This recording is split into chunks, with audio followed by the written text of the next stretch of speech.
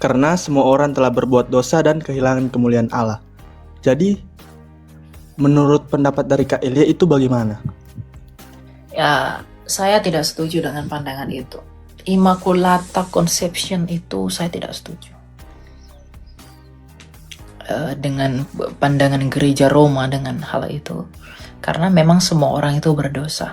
Cuma pada saat Bunda Maria itu mengandung Yesus Kristus, dia dikuduskan oleh Roh Kudus.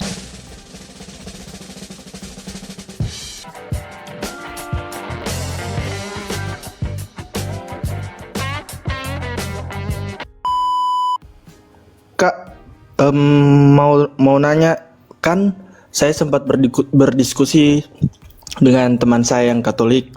Katanya Bunda Maria itu tidak berdosa. Sedangkan di Roma 3 ayat 23 mengatakan bahwa karena semua orang telah berbuat dosa dan kehilangan kemuliaan Allah. Jadi, menurut pendapat dari Kak Elia itu bagaimana? Ya, saya tidak setuju dengan pandangan itu. Immaculata Conception itu saya tidak setuju. Dengan pandangan gereja Roma dengan hal itu. Karena memang semua orang itu berdosa. Cuma pada saat Bunda Maria itu mengandung Yesus Kristus, dia dikuduskan oleh Roh Kudus, gitu.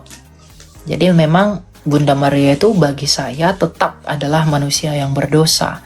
Hanya saja dia dikuduskan oleh Allah, oleh Roh Kudus ketika dia mengandung Yesus Kristus. Makanya dikatakan mengandung dari of Holy Spirit, ya, dari Roh Kudus, gitu. Ya. Tapi terima kasih. Shalom. Ya, shalom. Tapi kalau itu pandangan gereja Roma, ya nggak apa-apa, terserah. Silakan Michael Mose. Selamat malam. Halo Michael. Michael tidak ada, Michael?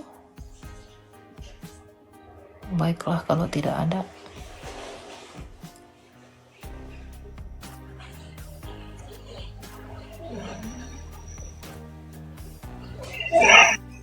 Ya, silakan Petra. Selamat malam Petra.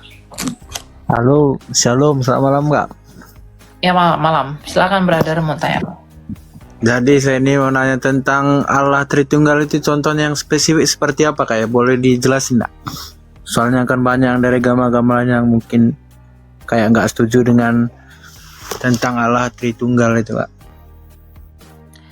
Kalau kamu bertanya apa contoh Allah Tritunggal, itu tidak ada. Tapi kalau kamu tanyakan bagaimana menganalogikan Allah Tritunggal, bagaimana seperti itu Kak pertanyaannya. ya, kita bisa jelaskan itu dalam berbagai cara. Hanya saja yang namanya analogi pasti tidak sempurna, karena dia hanya mengambil aspek tertentu dari objek yang dianalogikan. Ya, jadi kalau kamu tanya bagaimana sebenarnya cara menjelaskan Allah Tritunggal itu, kamu jelaskan saja bahwa Allah Tritunggal itu berbicara tentang Allah yang esa. Jadi Tritunggal itu tidak berbicara tentang jumlah Allah, tetapi berbicara tentang bagaimana Allah kami yang satu. Di dalam perjanjian lama maupun perjanjian baru, Alkitab dengan konsisten mengatakan bahwa Allah itu esa. Bahkan dalam pengakuan iman Nikea, iman Kristen tahun 325 di Konstantinopel, itu mengatakan bahwa orang Kristen itu harus percaya kepada satu Allah. Lalu, adanya Trinitas ini membantu kita untuk memahami tentang seperti apa sih Allah kita yang satu itu. Nah, Allah yang esa itu adalah Sang Bapa yang memiliki firman dan roh. Kenapa disebut Sang Bapa? Karena Sang Bapa ini adalah sumber dari segala sesuatu. Dia tidak terhampiri, dia itu transenden, dia tidak kelihatan, dia tidak pernah dengar, dia tidak pernah dilihat oleh siapapun. Ya, dia mendiami segala sesuatu. Itulah Allah Sang Bapa. Nah, Sang Bapa ini di dalam dirinya dia memiliki firman. Firman itu adalah pikirannya. Yang oleh firman itu dia menjadikan segala sesuatu. Makanya ketika Allah Sang Bapa mencipta dikatakan berfirmanlah Allah, jadilah terang. Berarti Allah menjadikan terang menggunakan firman-Nya. Ya. Jadi Sang Bapa ini menjadikan segala sesuatu yang ada di semesta ini itu oleh firman-Nya yang hidup. Nah, selain memiliki firman, dia juga memiliki roh. Yang oleh roh itulah dia menghidupi segala sesuatu. Ayub 33 ayat 4. Nah, itulah Roh Kudus. Jadi sang Bapa, firman-Nya Bapa yaitu Yesus Kristus, dan rohnya Bapa yaitu Roh Kudus, itulah Trinitas. Ya, jadi Allah Tritunggal itu berbicara tentang Allah yang hidup, Allah yang bisa mencipta dan Allah yang bisa menghidupkan, gitu ya. Jadi kalau orang lain mengatakan bahwa Trinitas itu berbicara tentang Tuhanmu banyak, Tuhanmu ada begini-begini, itu tidak benar. Tapi sebaliknya justru Trinitas itu berbicara tentang Allah yang hidup. Penjabarannya seperti tadi. Di video saya teratas itu ada saya pin tentang penjabaran Trinitas. Kamu boleh dengar itu. Kamu bisa bagiin juga, gitu ya. Baik Kak, terima kasih banyak Kak. Oke, ya kita lanjut ya. Jadi itu ya, jangan biarkan orang salah paham dengan ketritunggalan Allah. Jangan biarkan. Ya, namanya juga orang suka kali salah paham ya kan. Maju mundur. Jangan contoh. Halo? Hah?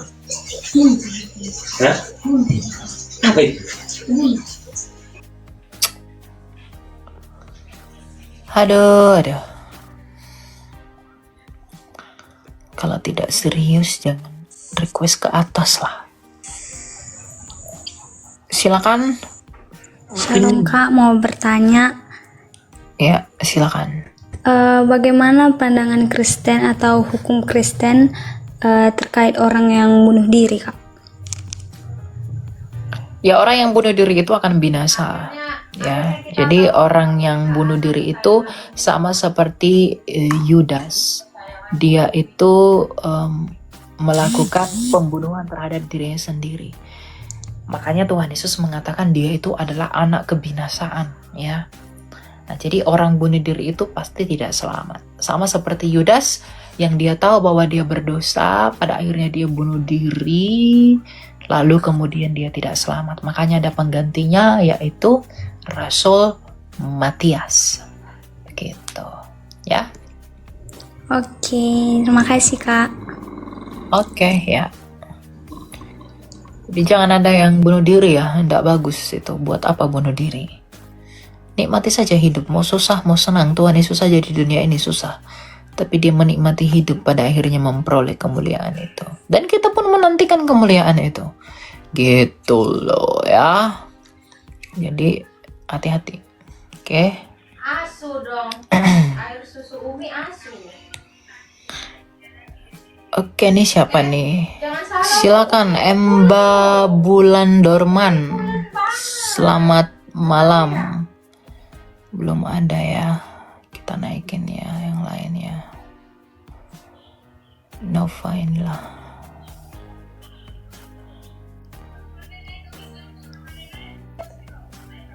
Sabar ya. Silakan Nova. Selamat malam. Halo, terima kasih Kak. Kak, sebenarnya sih yang aku pingin tanyain itu adalah ini Kak, mungkin agak-agak beda kali ya, tapi saya coba keluarin aja lah. Tentang ini 3 konsep keselamatan ya Kak, yang tentang bukan konsep keselamatan sih, apa sih yang pokoknya itulah yang tentang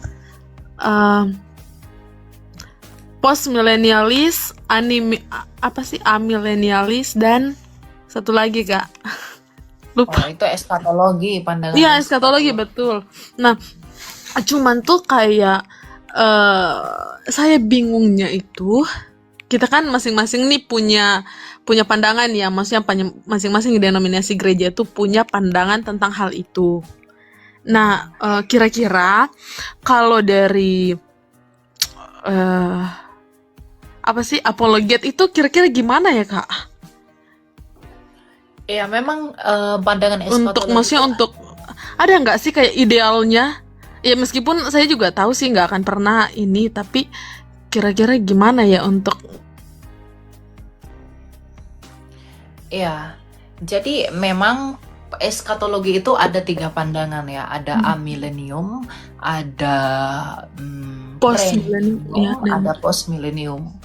Ya, semuanya itu memiliki perannya masing-masing dalam hal penafsiran ya.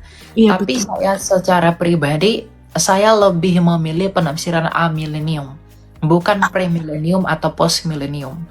Karena pre dan post milenium itu percaya tentang rapture, Iya iya iya iya. Paham. yang mengangkat orang dan tidak mengalami penganiayaan begitu. Nah, saya itu tidak percaya rapture. Saya percayanya hari kebangkitan, bukan pengangkatan. Ya sama sih, Jadi, sama sih. jadi amilenium itu berpandangan bahwa kerajaan 1000 tahun yang dimaksudkan di sana bukanlah kerajaan harafiah yang benar-benar 1000 tahun seperti pandangan orang premilenium atau postmilenium yang akan terjadi nanti. Iya Bagi betul. orang amilenium, kerajaan 1000 tahun itu adalah sekarang, yaitu masanya gereja, di mana 1000 tahun di sana itu merujuk kepada angka gematria Ibrani yang berbicara tentang angka kesempurnaan ilahi. Nah, misalnya angka 10 itu adalah angka yang genap, sedangkan 3 itu adalah angka ilahi.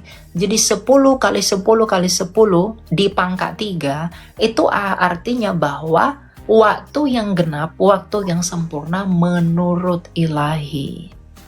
Ya, jadi pandangan amilenium karena mengelaborasi hal itu, saya lebih sepakat dengan hal itu. Ya. Nah, jadi saya tidak percaya atau saya tidak meyakini pandangan premilenium atau postmilenium. Karena karena pandangan premilenium dan postmilenium itu lebih relevan atau lebih baru datang, saya katakan, baru di abad ke-20 itu baru diperkenalkan oleh John Darby. Oh, oke, sip. Jadi saya tidak percaya.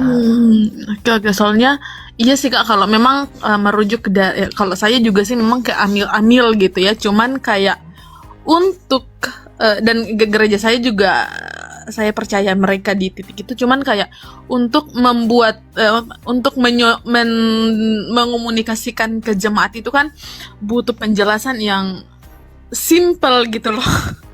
Makanya butuh banget pandangan Katakan saja begini. Kalau kerajaan 1000 tahun itu nanti, untuk apa di akhir masa kerajaan 1000 tahun itu iblis dilepaskan lagi? Dia kan udah datang nih, mengangkat. Lalu di Betul. akhir masa kerajaan itu iblis dilepasin lagi buat apa? Iya kayak Jadi penafsirannya tidak begitu. Menurut saya premilenium dan postmilenium itu tidak tepat. Ya, saya tidak bilang sesat, tetapi tidak tepat. iya benar. Penafsirannya tidak tepat. Gitu ya? Iya, thank you Kak. Oke. Oke, ya.